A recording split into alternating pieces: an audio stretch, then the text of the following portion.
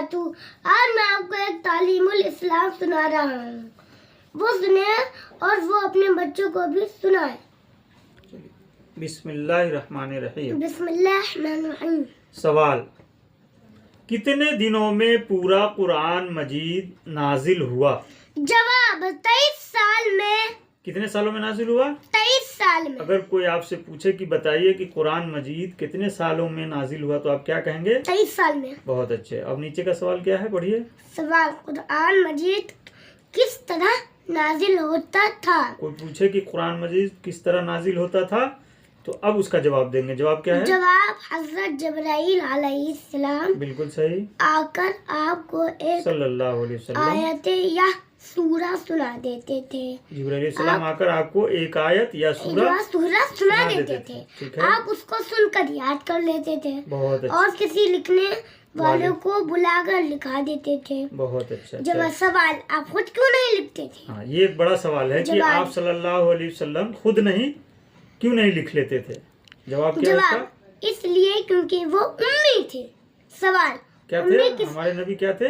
امی۔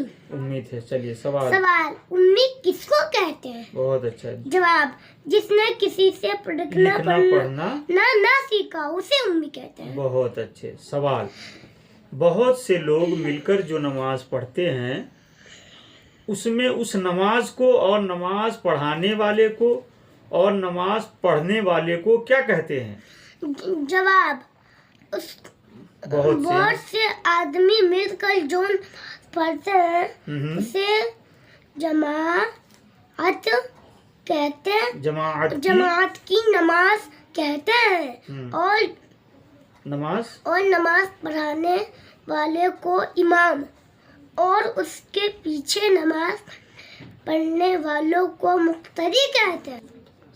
سوال: اکیلے نماز پڑھنے والے کو کیا کہتے ہیں؟ جواب: اکیلے پڑھنے والوں کو منفرد کہتے ہیں۔ پھر سے بولیے۔ اکیلے نماز جواب: اکیلے پڑھنے والوں کو منفرد کہتے ہیں۔ جواب: پڑھنے والے کو منفرد کہتے ہیں۔ ٹھیک ہے۔